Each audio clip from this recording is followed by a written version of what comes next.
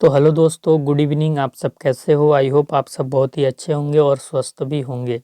तो दोस्तों, आज के इस वीडियो में हम बात करने वाले हैं कि यदि आप चौधरी चरण सिंह यूनिवर्सिटी मेरठ से 2024 में एमएड कोर्स करने के लिए सोच रहे हैं तो आपको एमएड एंट्रेंस की जानकारी चाहिए होगी कि चौधरी चरण सिंह यूनिवर्सिटी में एमएड का एंट्रेंस एग्ज़ाम कब होता है। क्योंकि अगर यहाँ पे आपको एमएड में एडमिशन लेना है तो एमएड एंट्रेंस एग्ज़ाम देना ही पड़ेगा, क्योंकि एंट्रेंस के ही थ्रू आप सीसीएसयू के कैंपस में या फिर गवर्नमेंट कॉलेजेज में एडमिशन ले सकते हैं, या फिर प्राइवेट कॉलेज में भी एडमिशन चाहते हैं तो एंट्रेंस के थ्रू ही आपको एडमिशन मिलता है। तो आज के इस वीडियो में हम लोग संपूर्ण एडमिशन प्रोसेस जानेंगे कि चौधरी चरण सिंह यूनिवर्सिटी में अगर एमएड में एडमिशन लेना है तो क्या प्रोसेस है, एंट्रेंस एग्ज़ाम का क्या प्रोसीजर है, एंट्रेंस एग्ज़ाम का जो एप्लीकेशन डेट है, एप्लीकेशन फॉर्म है वो कब आता है, यहाँ पे टोटल सीट कितनी है, aided seat, private seat, M Ed entrance exam का यहाँ पे सिलेबस क्या होता है, एलिजिबिलिटी क्या है, एमएड कोर्स करने के लिए अगर आप यहाँ से एमएड कोर्स करना चाहते हैं तो एमएड कोर्स की यहाँ पे फीस कितनी लगती है, एग्ज़ाम डेट क्या है, एग्ज़ाम कब तक करा देता है आपका चौधरी चरण सिंह यूनिवर्सिटी, और फॉर्म फीस कितनी लगती है जो एंट्रेंस एग्ज़ाम का आप फॉर्म भरते हैं, कट ऑफ कितना है, रिजर्वेशन का क्या फार्मूला है, तमाम चीज़ों पे हम आज चर्चा करेंगे। तो दोस्तों, यदि आप चैनल पे नए हैं तो चैनल को सब्सक्राइब ज़रूर कर लीजिएगा, क्योंकि इस चैनल पर आपको एमएड एंट्रेंस की हर एक ऑथेंटिक अपडेट सबसे पहले इस चैनल पर आपको दी जाती है। और वीडियो के डिस्क्रिप्शन में आपको टेलीग्राम चैनल का लिंक मिल जाएगा, तो आप टेलीग्राम चैनल को भी ज़रूर ज्वाइन कीजिएगा, क्योंकि जब भी आपका एमएड एंट्रेंस का फॉर्म आएगा तो टेलीग्राम पे ही उसकी पीडीएफ मतलब एडमिशन वाउचर की या इन्फॉर्मेशन बुलेटिन की पीडीएफ आपको टेलीग्राम पे ही मिलेगी। तो टेलीग्राम को ज्वाइन कर लीजिएगा और चैनल को सब्सक्राइब कर लीजिएगा। चलिए वीडियो को स्टार्ट करते हैं। तो दोस्तों, सबसे पहले हम वेबसाइट की बात करेंगे कि भाई आप यहाँ से एमएड करना चाहते हैं तो जाहिर सा बात है आप सीसीएसयू से एमएड एंट्रेंस एग्ज़ाम देना चाहते होंगे। तो फॉर्म आया है कि नहीं आया है, या कोई भी आपको जानकारी चाहिए होगी अपने कोर्स से रिलेटेड, तो आप यूनिवर्सिटी के वेबसाइट पे कैसे विजिट कर सकते हैं, इसके लिए यूनिवर्सिटी की वेबसाइट जानना ज़रूरी है। तो यूनिवर्सिटी की वेबसाइट है आपके ccsuniversity.ac.in। इसी वेबसाइट के द्वारा आपको फॉर्म भी भरना है। तो जब भी फॉर्म आएगा तो आप इसी वेबसाइट के द्वारा भरेंगे, ठीक ना। और कोई भी जानकारी के लिए आप इस ऑफिशियल वेबसाइट पर विजिट कर अपने यूनिवर्सिटी से संबंधित जानकारी चेक कर सकते हैं, ठीक। फॉर्म डेट की दोस्तों यदि हम बात करें तो जैसा कि अगर हम लोग 2023 में देखें, 2023 में यूनिवर्सिटी का कब फॉर्म निकला था, तो 2023 में 25 मई को एमएड एंट्रेंस एग्ज़ाम का फॉर्म आ गया था। और ये फॉर्म भरने की डेट थी 25 जून तक, यानी ये 1 मंथ का टाइम आपको फॉर्म भरने के लिए 2023 में दिया गया था, 1 मंथ का टाइम दिया गया था। 2024 में जब भी एमएड एंट्रेंस एग्ज़ाम का फॉर्म आएगा तो हम वीडियो बनाकर आपको बताएंगे। इसके लिए आप चैनल को सब्सक्राइब कर लीजिएगा, और वीडियो के डिस्क्रिप्शन में आपको टेलीग्राम चैनल मिलेगा, तो आप टेलीग्राम चैनल को ज़रूर ज्वाइन कर लीजिएगा। तभी आपको पता चल पाएगा कि 2024 में कब फॉर्म आया है, क्योंकि मैं वीडियो ज़रूर बनाता हूँ जब फॉर्म आता है तो, ठीक। इसके बाद आप देख सकते हैं कि फॉर्म फीस यहाँ पे कितनी लगती है। तो फॉर्म फीस अगर आप जनरल या ओबीसी के कैंडिडेट हैं तो 700 रुपये आपका फॉर्म फीस लगेगा, और अगर आप एससी या एसटी कैंडिडेट हैं तो आपका यहाँ पे 500 रुपये 500 फॉर्म फीस लगता है, ठीक।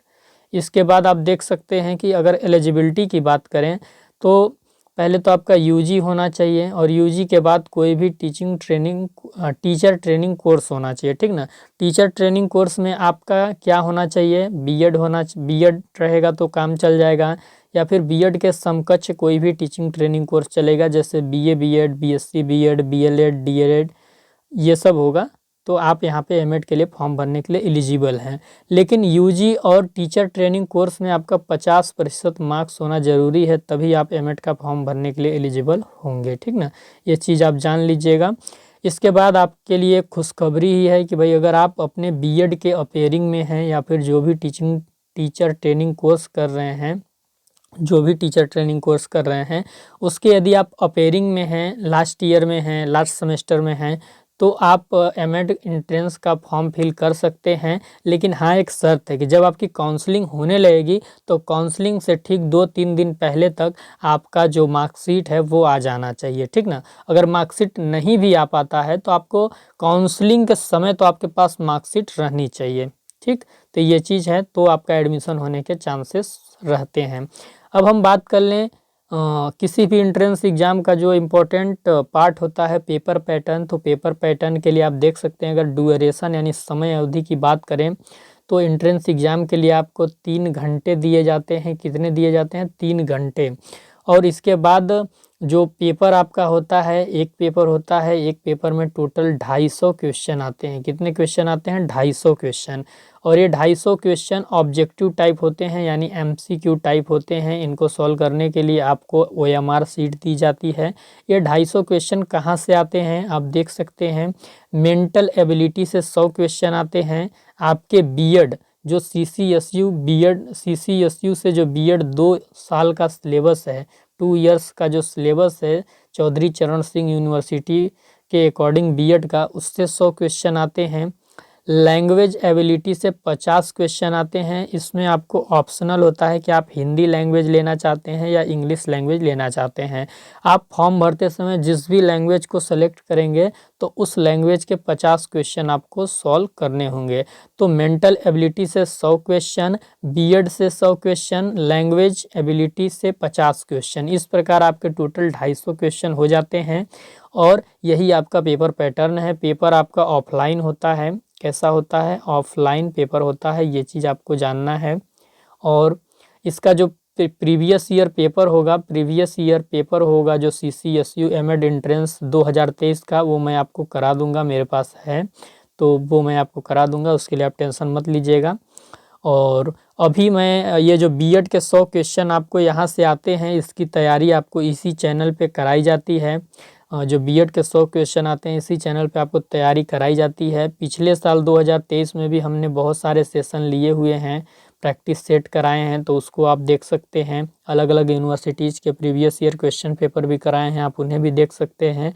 और अभी वर्तमान में मैं साइकोलॉजी का पार्ट पढ़ा रहा हूँ, साइकोलॉजी पोर्शन पढ़ा रहा हूँ। और ये मैं सेंट्रल यूनिवर्सिटी वालों के लिए पढ़ा रहा हूँ, लेकिन आपके लिए भी काम देगा, क्योंकि बीएड में साइकोलॉजी के बिना बीएड की कल्पना करना ही व्यर्थ होता है। तो अभी जो मैं वर्तमान में साइकोलॉजी पार्ट आपका पढ़ा रहा हूँ, साइकोलॉजी वाला जो पोर्शन आपका पढ़ा रहा हूँ, जो मैं अभी मनोविज्ञान आपको वर्तमान में पढ़ा रहा हूँ, आप उसको रेगुलर बेसिस पे क्लास देखिए। और उसके साथ में आपको प्रैक्टिस सेट भी करा रहा हूँ, तो प्रैक्टिस सेट को भी देखिए। फिर जब आपका फॉर्म आएगा तो उस समय मैं आपके हिसाब से तैयारी कराना शुरू कर दूंगा। तब तक अभी जो वर्तमान में क्लासेस आ रही हैं उनको देखिए, और बीएड के 100 क्वेश्चन की तैयारी आपको यहाँ से हो जाएगी। बाकी तैयारी आप अपने से करिएगा, ठीक। इसके बाद देखिए, जब आपका काउंसलिंग होने लगेगा तो काउंसलिंग के समय जो आपकी मेरिट लिस्ट बनती है, वो मेरिट लिस्ट इसी एंट्रेंस के नंबर से बनेगी। इसी एंट्रेंस एग्ज़ाम में जितना स्कोर आया होगा उसी के बेस पे मेरिट लिस्ट बनती है। तो एंट्रेंस एग्ज़ाम में अच्छा नंबर लाना ज़रूरी है। और एक इंस्ट्रक्शन ऐसा भी होता है कि अगर इस एंट्रेंस एग्ज़ाम में आपके 45% मार्क्स नहीं आते हैं तो आप काउंसलिंग के लिए एलिजिबल नहीं होंगे। तो पढ़ना आपको ज़रूरी हो जाता है, ठीक। नेगेटिव मार्किंग की यदि बात करें तो पिछले साल नेगेटिव मार्किंग नहीं था, 0 था। और ऐसा इस साल भी हो सकता है। इस साल जैसा होगा मैं आपको वीडियो बना के बताऊंगा, इसके लिए आप चैनल को सब्सक्राइब कर लीजिएगा। अगर हम बात करें कि पिछले साल आपका एग्ज़ाम किस डेट पे कराया गया था, तो जून तक फॉर्म भरने का डेट था, जुलाई तक फॉर्म भरने का डेट था। और आपका अगस्त में एग्ज़ाम कराया था 27 अगस्त को। कब? 27 अगस्त को एग्ज़ाम करा दिया गया था। एग्ज़ाम आपका पिछले साल सेकेंड शिफ्ट में हुआ था, 2 बजे से लेकर 5 बजे तक आपका एग्ज़ाम था, ठीक ना। एडमिट कार्ड आपका एग्ज़ाम से ठीक 10 दिन पहले आपका आ गया था, 17 अगस्त को एडमिट कार्ड डाउनलोड होने लगा था। जब आपका एग्ज़ाम हो जाता है तो एग्ज़ाम होने के बाद रिज़ल्ट भी आ जाता है। रिज़ल्ट आने के बाद जो आपका जहाँ से आप फॉर्म भरे रहते हैं, एडमिशन पोर्टल को रीओपन कर दिया जाता है, ताकि जो बच्चे बीएड के अपेयरिंग में थे वे अपने मार्कशीट को अपडेट कर सकें। तो बीएड के अपेयरिंग वालों के लिए वेबसाइट को एग्ज़ाम के बाद फिर से खोला जाता है रिज़ल्ट आने के बाद, तो वो 28 सितंबर को आपका खोला गया था, ठीक ना। 28 सितंबर को बीएड अपेयरिंग वालों के लिए वेबसाइट खोल दिया गया था कि वो फिर से अपना जो बीएड का मार्कशीट फाइनल ईयर का है उसको वो वहाँ पे अपलोड कर सकें। रिजल्ट आ गया था आपका पिछले साल 7 अक्टूबर को रिजल्ट आ गया था, ठीक ना। फिर इसके बाद काउंसलिंग का प्रोसेस देख सकते हैं। तो रिजल्ट आने के बाद काउंसलिंग की डेट आती है। काउंसलिंग के डेट में सबसे पहले आपको रजिस्ट्रेशन करना होता है काउंसलिंग का रजिस्ट्रेशन करते समय 700 रुपये पैसे लगते हैं, पेमेंट करने होंगे आपको ऑनलाइन। उसके बाद चॉइस फिलिंग की प्रक्रिया होती है। चॉइस फिलिंग में मैक्सिमम 10 कॉलेज को आपको चूज करना होगा। जिस कॉलेज में आप एडमिशन लेने के इच्छुक हैं तो उस समय आपको अपने नंबर के हिसाब से, जो इंट्रेंस एग्ज़ाम में आपके नंबर आए हैं उसके हिसाब से आपको चॉइस फिलिंग करनी होती है कि मेरा कितना नंबर आया है, मुझे कौन सा कॉलेज मिल सकता है। तो जो कॉलेज मिलने की संभावनाएं होती हैं उस कॉलेज को आप सेलेक्ट करते हो, ठीक। उसके बाद चॉइस फिलिंग के बाद यूनिवर्सिटी के द्वारा मेरिट लिस्ट जारी कर दी जाती है। मेरिट लिस्ट जारी करने के बाद अलॉटमेंट लेटर आपका डाउनलोड होता है आपके आईडी और पासवर्ड को लॉगिन करने के बाद। आप अगर मेरिट लिस्ट में आपका नाम है, जो मेरिट लिस्ट जारी होता है अगर उसमें आपका नाम है तो आप अपना आईडी और पासवर्ड लॉगिन करके अलॉटमेंट लेटर डाउनलोड करते हो और जो भी कॉलेज आपको अलॉट हुआ है उस पे जाकर सभी डॉक्यूमेंट को ले जाकर आपको अपना वेरिफिकेशन कराना होता है, एडमिशन शुल्क जमा करना होता है और आपका एडमिशन हो जाता है। पिछले साल जो फर्स्ट राउंड की काउंसलिंग हुई थी वो 10 अक्टूबर से 18 अक्टूबर के बीच में काउंसलिंग करा दी गई थी। सेकेंड राउंड की भी काउंसलिंग कराई गई थी। सेकेंड राउंड में 19 अक्टूबर से 31 अक्टूबर के बीच में काउंसलिंग करा दी गई थी। इसके बाद डायरेक्ट एडमिशन वाला प्रक्रिया चला था, ठीक ना। कट ऑफ की यदि बात करें तो कट ऑफ में आप देख सकते हैं, पहले हम कैंपस का देखेंगे। कट ऑफ कैंपस में जो सीट हैं वो एडेड सीट हैं आपकी। एडेड सीट का मतलब कि यहाँ पे फीस आपका नॉर्मल लगेगा, अराउंड में आपका 10,000 के करीब आपका फीस लगता है, ठीक ना। उससे भी कम लग सकता है या 1-8 हज़ार ज़्यादा लग सकता है, तो इतना ही लगता है आपका। तो कैंपस में टोटल 25 सीट हैं और 25 सीट एडेड हैं टोटल की टोटल। इसमें क्या कट ऑफ है आप देख सकते हैं। जनरल का 191 से 163 के बीच में यदि है तो जनरल वालों का एडमिशन यहाँ पे हुआ था। अगर आप ओबीसी के कैंडिडेट हैं और आपका 161 से 156 आता है तो एडमिशन हो सकता है। पिछले साल यही कट ऑफ था। एससी का पिछले साल 148 से 138 नंबर के बीच वालों का एडमिशन कैंपस में हुआ था। ईडब्ल्यूएस वालों का 153 से 151 के बीच वालों का एडमिशन कैंपस में हुआ था। इसके बाद दूसरा जो गवर्नमेंट कॉलेज है एमएड का, बीएमएलजी कॉलेज है, ये ओनली फॉर गर्ल्स के लिए है, लड़कियों के लिए है। यहाँ पे भी एमएड की 25 सीटें हैं। इसमें जो कट ऑफ गया था, अगर आप जनरल के हैं तो जनरल वालों का 167 से 150 तक का एडमिशन इसमें हो गया था। ओबीसी वालों का 150 से 144 वालों तक का एडमिशन इसमें हो गया था। एससी वालों का 144 से 122 तक वालों का इसमें एडमिशन हो गया था। ईडब्ल्यूएस वालों का 137 से 127 तक वालों का एडमिशन इसमें हो गया था।